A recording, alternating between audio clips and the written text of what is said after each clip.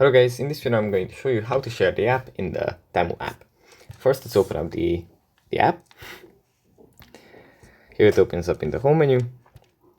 From here we just go into the U menu. And then we go into the top right corner and tap on settings. And here we find share this app.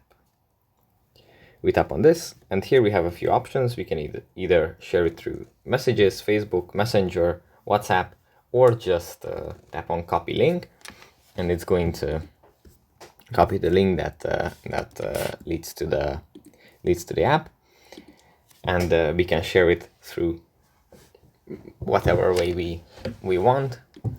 And we also have the option to tap on more to discover more options of sharing this application with someone.